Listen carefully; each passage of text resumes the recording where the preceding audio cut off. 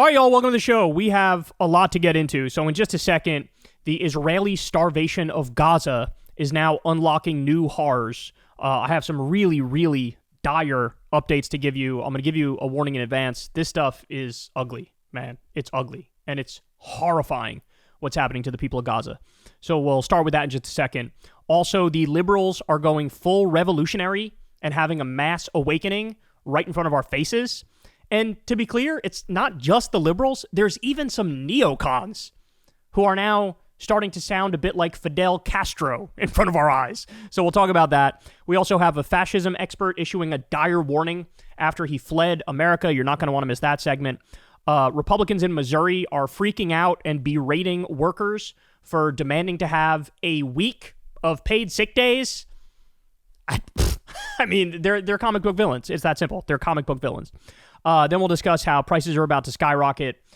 New report out on Trump and Elon and Doge's massive spending cuts to U.S. aid and what the results of that will be. And then later on, Bill Maher and Douglas Murray absolutely shattered the smugometer, the smugometer. I'll show you that clip. That's interesting. We have a lot to say about that. So everybody do me a big favor. Please subscribe to the channel. That helps out big time and costs you absolutely nothing at all. And remember, guys, this is real independent media. I've never had a conversation with an advertiser. I've never done an ad read. I'm very proud of that fact. I've been doing this full time since about 2012. So we're one of the few in the game who can say that. So thank you very much, all you who give $2 a month or $5 a month on Patreon. You guys make the show possible. Thank you to everybody who tips with that thanks button on YouTube below. That also helps tremendously. You could also subscribe to Crystal Kyle and Friends, the podcast on Substack, and get the full video of all the interviews when they drop. All those links are below if you'd like to look into that. And also, by the way, go subscribe to Corin's World YouTube channel, because that's where we're now posting the Kyle and Corin podcast, and we've been pretty consistent with it, so go subscribe over there, Corin's World. I believe he's right on the brink of 10,000 subs, so get my boy over the edge, and then next we'll be talking about 100K. All right, guys, so a lot to get into. Let's get it. So let's start with this. Again, I'm going to warn you in advance, a lot of this stuff is hard to stomach, but it's important that you hear about it. A Palestinian artist and photojournalist who is the protagonist of a documentary due to premiere in Cannes in May has been killed in an Israeli airstrike. Fatima Hosana died with 9 members of her family in a direct strike on their home in Gaza City. So she literally just learned that her film is going to be premiering at the Cannes Film Festival. Not even 24 hours after she learned, the IDF murdered her. Now, I would ask the question, do you think it's on purpose or not? But I think that's a bit of a naive question at this point. So, look, this is heartbreaking, but here's the picture of her when she learned that her film was going to premiere at the Cannes Film Festival. Look at her. Absolutely ecstatic. Getting the word out about what it's like to live in Gaza, to live in Palestine, at a time when there's an exterminationist campaign that's in full swing against her. Here she is, ecstatic. 24 hours later, she was dead because she was targeted by Israel. I mean, the number of nightmare scenarios that we hear about coming out of Gaza, I mean, I've lost count. My head literally can't keep all of the instances of degradation and depravity and disgracefulness and terrorism. I can't keep it all in my head because every day we have a new horror. And shame on the world for not talking about this stuff nearly as much anymore. There was a period there for maybe 6 months or so where everybody was talking nonstop about Gaza and what Israel was doing to them, and the media was covering it. I wouldn't say perfectly, but there was a decent amount of coverage of it. And then as time went by, I mean, people just sort of filed it away in the back of their mind, like, yeah, the Israelis are monsters and they're doing a genocide, and it is what it is, kind of. And that's really dark about humanity. That lesson is really dark about humanity. That if you're that evil for that long a time, the resistance, I don't want to say it melted away, but it's not nearly as much resistance as we need, right? This is like the number one story in the world right now. And people have just sort of passively accepted that, yeah, there's a genocide and an ethnic cleansing going on right in front of our faces, and it is what it is. So I got to give you more. There's so much to talk about. We also have this. Breaking. Gaza's health ministry says more than 90 Palestinians have been killed by Israeli strikes in the last 48 hours. So what I need you guys to know is it hasn't stopped. None of it has stopped. The bombings haven't stopped. The mass murder hasn't stopped. The starving them hasn't stopped. The not allowing in medicine hasn't stopped. It's been going this entire time.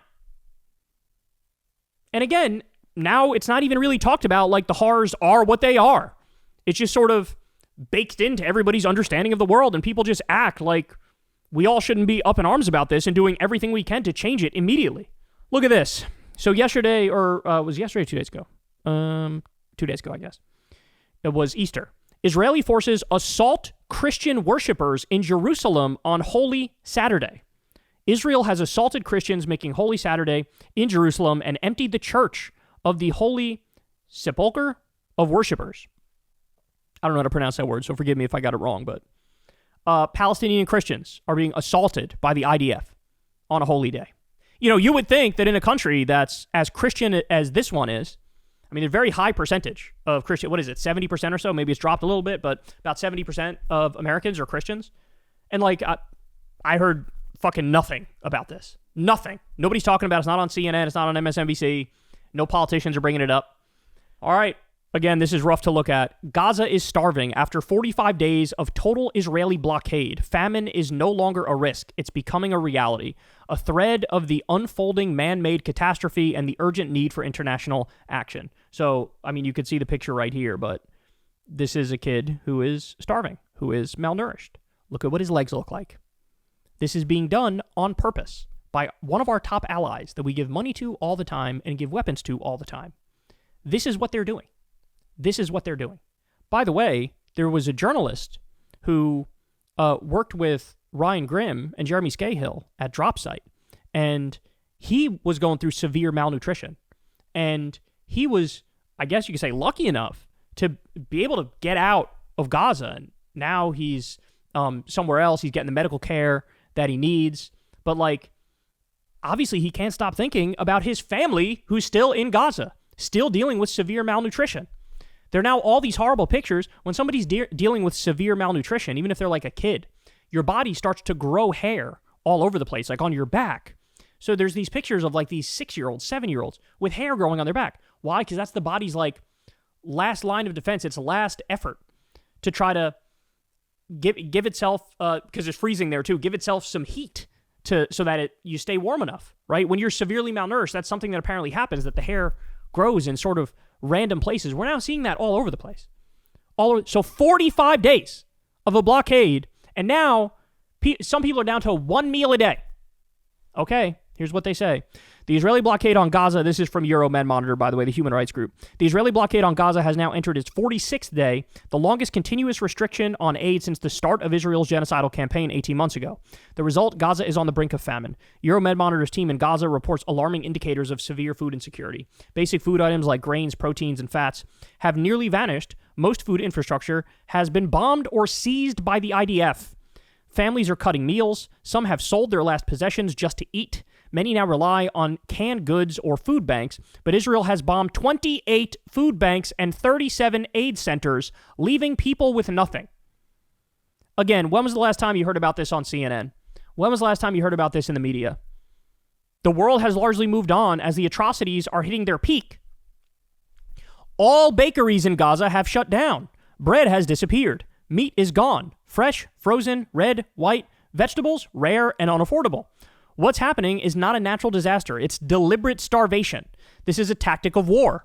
Destroy food systems, bomb aid centers, block relief, starve the population. The most devastating effects are on women and children. Over 1 million children face severe malnutrition, with hunger, disease, and lack of care combining into a slow, deadly spiral. By the way, we don't even have official numbers, official statistics as to how many people have already died from starving to death.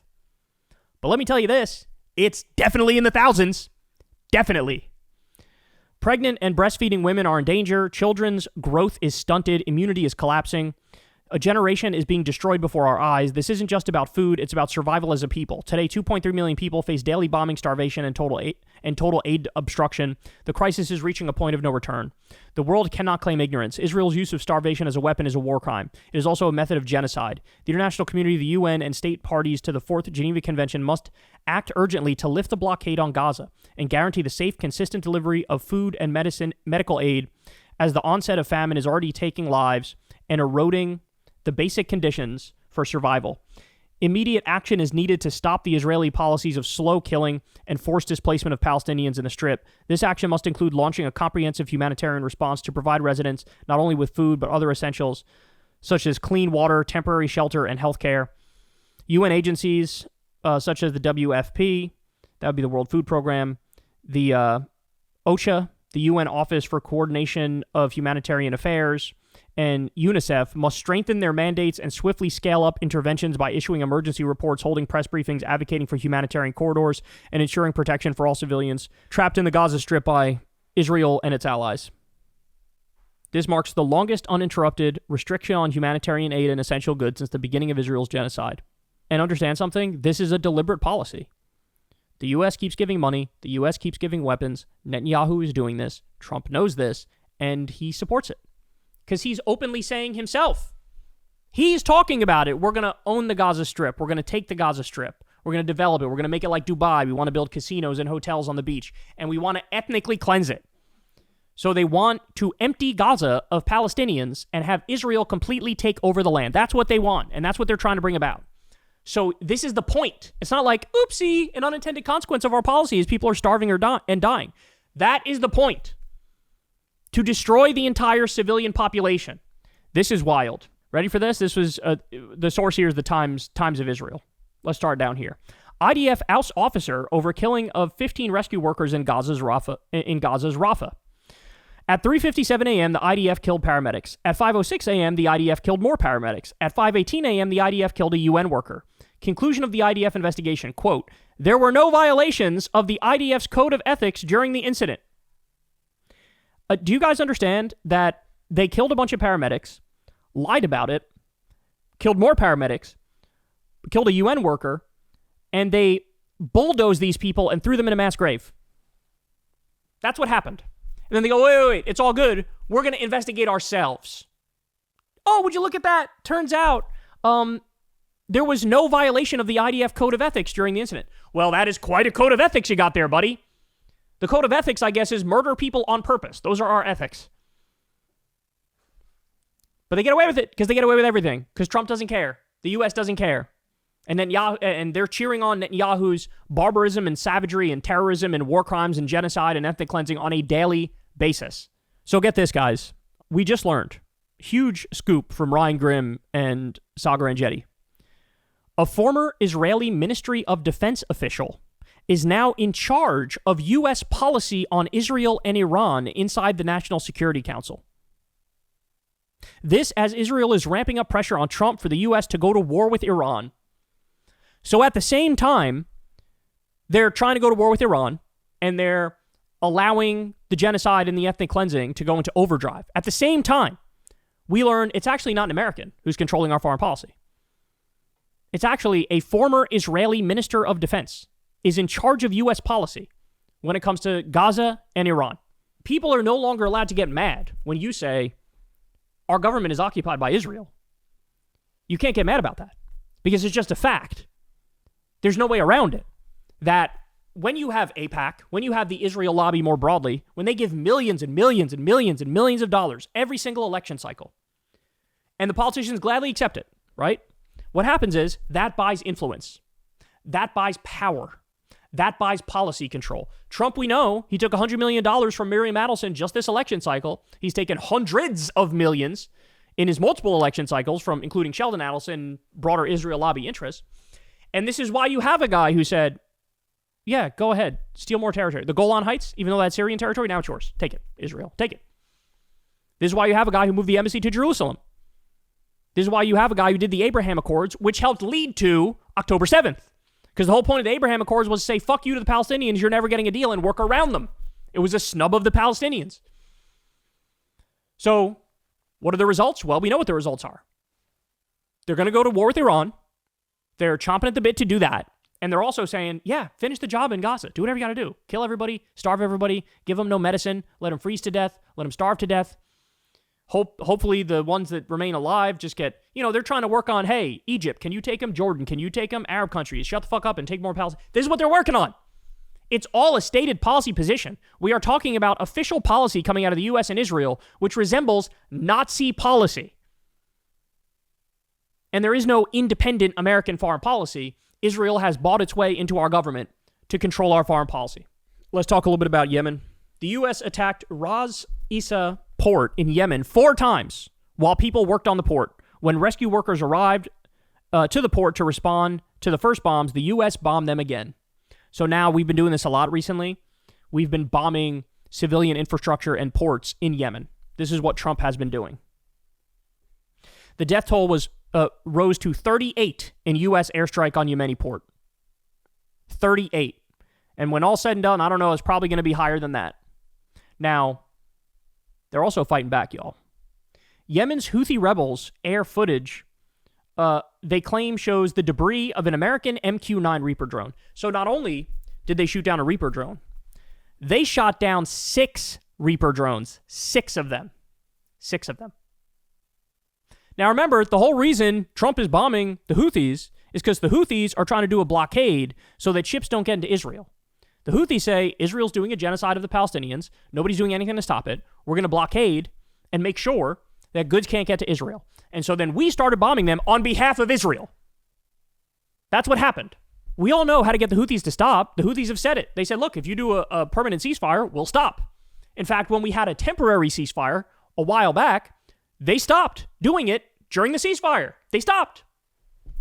So we know how to get them to stop doing that. All you got to do is stop arming and funding Israel as they commit their genocide. And instead of doing that, the Trump administration goes, we're going to send more money and more weapons to Israel, and we're going to bomb all over the place in Yemen, not just Houthi targets, civilian targets all over the place.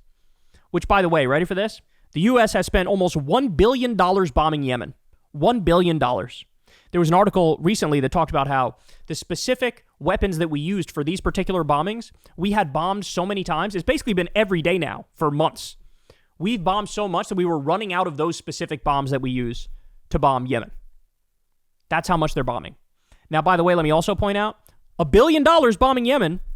Do you know that we just got word that they're slashing Meals on Wheels? You know how much money goes to Meals on Wheels from the federal government? You know how much money? You want to take a guess? It's about $1 billion.